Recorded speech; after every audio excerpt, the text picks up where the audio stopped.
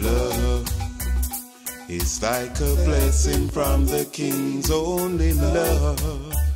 can bring the healing from the Queen's. Love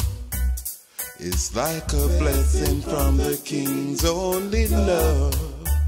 can bring the healing from the Queen. In this Black Mestory series, we take an in-depth look at the region of West Africa,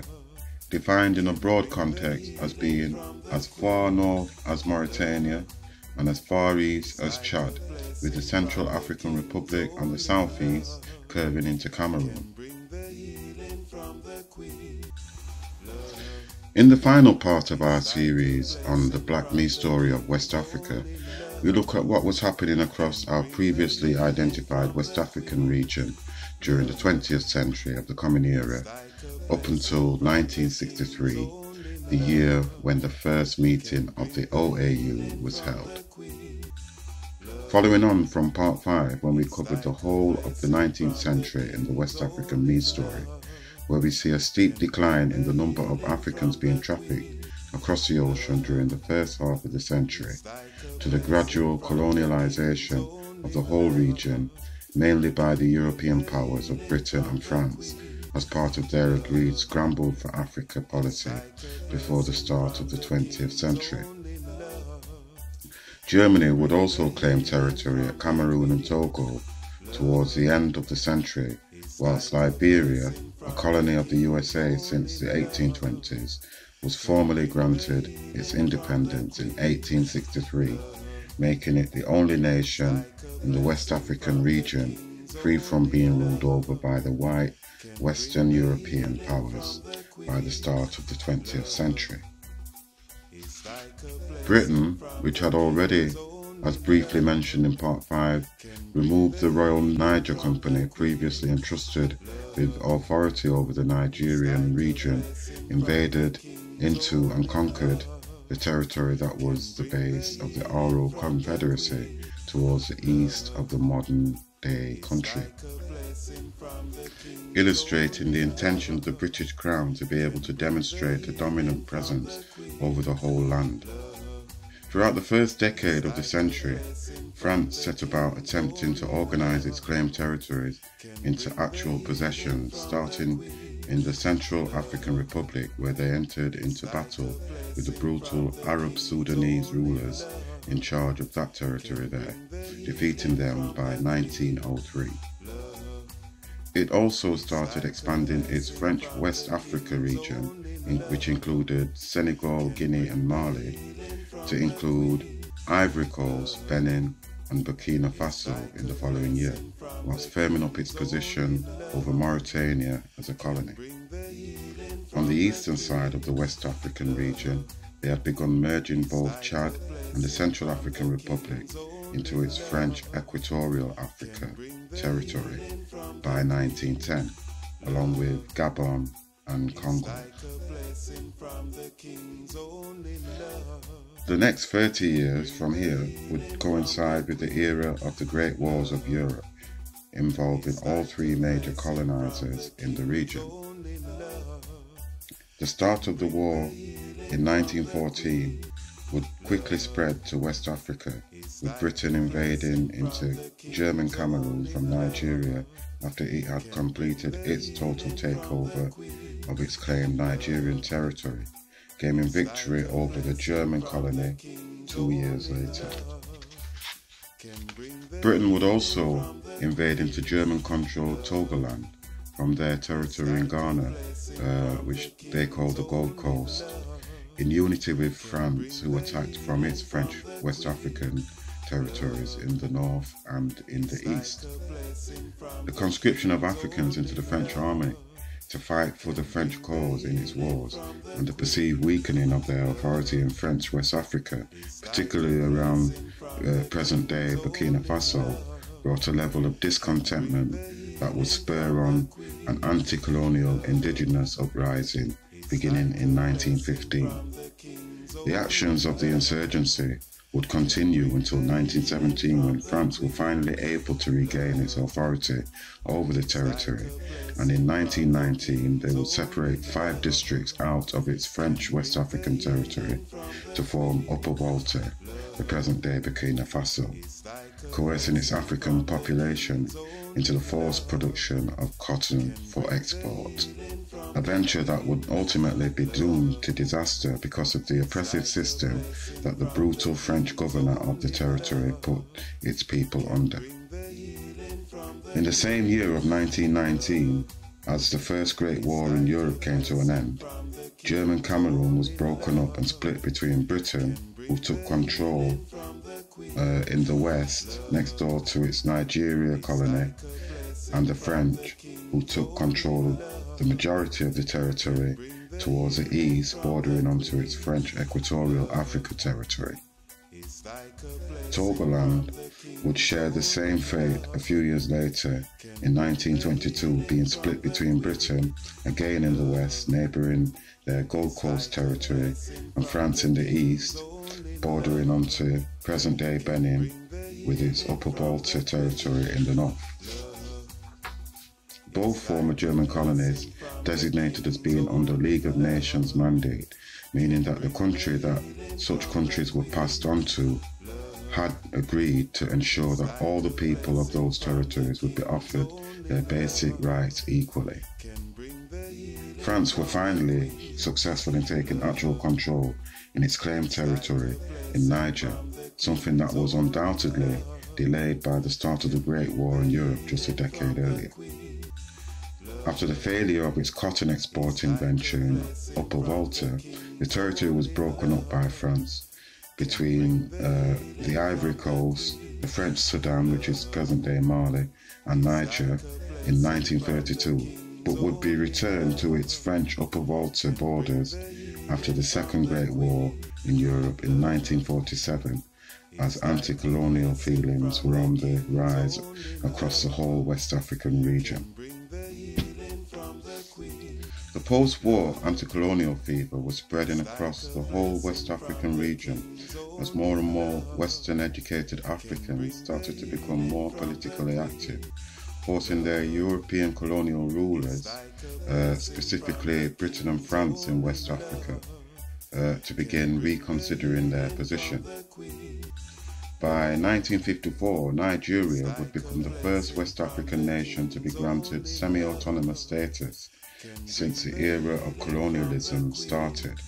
The first after Liberia, which gained its official independence from the USA in the 1860s. Togoland and Cameroon have become newly designated as UN Trust territories after the Second Great War of Europe, with both nations in control urged to work towards greater autonomy for the nations. In the case of Togoland, the French section would take on a semi-autonomous status in 1955, and the following year the British organised a referendum to decide if the nation should join the French half or become part of its Gold Coast, which is present-day Ghana, colony, which was in the process of deciding its future, whether to become independent. The population of British Togoland would vote to join the Gold Coast, which gained its independence from Britain the following year in 1957, taking on the historically significant name of Ghana, highlighting the 1,000-year migration into the present region as the ancient Ghana Empire began to decline, as was mentioned in part 2 of our series when we spoke about West Africa during the first millennium of the Common Era. The French would take on a more firm position when it came to Cameroon, as they found themselves having to deal with strong anti-colonial political and militant action against them. Proposed changes in the French political system at home brought a referendum in 1958 throughout all of its overseas territories to determine whether each of them would agree to transfer from the French Union to the newly defined French community. Agreeing to join the French community would mean that each country would become semi-autonomous in relation to French authority, whilst a refusal would mean that the French would cut its ties and give them immediate independence. All but one of the territories in our West African region would vote to join the French community, Guinea being the only country to reject the proposal and take immediate independence. In the case of French Sudan, present-day Mali, it changed its name to the Sudanese Republic, and by the start of the following year joined with Senegal to become the Federation of Mali. Despite the greater level of autonomy given by the French government to its African colonies, with 3 nations in the region now independent, there was still agitation from amongst its indigenous population for full independence. None more so in West Africa than Black nationalist leader Barthélemy Boganda in the Central African Republic, where he had won the election to become Prime Minister. His past actions had done a lot to curtail the harsh policies that the French colonializers had routinely inflicted on the Africans of their French equatorial colony, making him a despised figure amongst them. It can be seen as no coincidence that he would die in a plane crash in 1959, with evidence of explosives found in the plane wreckage and accusations of French Secret Service involvement. The French community had not functioned well as a body, and the suspicious death of Boganda could not have done anything to support confidence in the system. So by the end of 1960, all of the remaining French colonies in West Africa had been declared independent, including the UN Trust territory of French Cameroon. Nigeria was also granted independence in the same year, leaving only the British-held territories of Sierra Leone and British Cameroon as still existing colonies in the whole West African region. But both of these would be granted independence in the following year, with a referendum held in British Cameroon to decide if they wanted to be joined with Nigeria to the west or Cameroon to the east. The results of the vote would show a split in preference between North and South, with the northern section joining Nigeria and the southern section going over to Cameroon. Togo, which had been functioning as a semi-autonomous nation for 5 years by the time it had been granted its independence in 1960, had its own internal political conflicts to deal with a significant section of its people believing that Togo should be merged with Ghana, just as its brothers in British Togoland had done when given the option. This had brought a serious level of opposition against the elected leader of the nation, President Olympio, who would suffer an assassination attempt in 1961. The alleged culprits fled to Ghana, where they would be given protection by Kwame Nkrumah, the president of that nation, who Olympio would accuse of being responsible for the assassination attempt. Because of his uneasiness with the opposition elements in the country, Olympio only allowed for small military against the wishes of his military experts and the many ex-servicemen who had served in the French army and were now idle, having returned to Togo. The discontentment in the country would continue from this point, as the country effectively became a one-party state, with the opposition being outlawed. Until in January 1963, opposition elements, with the support of military leaders, raided Olympio's home and shot him dead as he tried to escape. This sorry episode in Togolese and indeed African history would shake the existing African leaders across the continent, and would see the relatively small West African nation excluded from the first OAU conference, scheduled for later on in the year to be held in Ethiopia, which all of the former British and French colonies were invited to attend.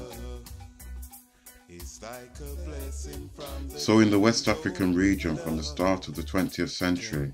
up until 1963, the year of the first OAU conference, European powers of France and Britain spent the first decade consolidating their self-proclaimed position of authority. This would be halted by the era of the Great Wars of Europe, commonly referred to as the Two World Wars, which would usher in the strong post-war calls from the indigenous African populations across the region, and indeed the whole of the continent, for independence. Something that would come, in the name at least, by 1963, for all of the nations of the West African region, apart from in Portuguese Guinea, present-day Guinea-Bissau, bordering with Senegal in the north and Guinea to the south, where the anti-colonialists there had begun employing guerrilla tactics in what would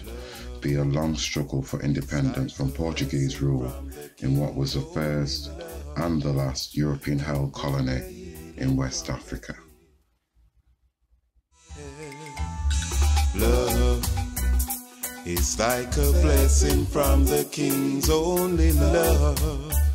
can bring the healing from the Queen's. Love is like a blessing from the King's. Only love can bring the healing from the Queen.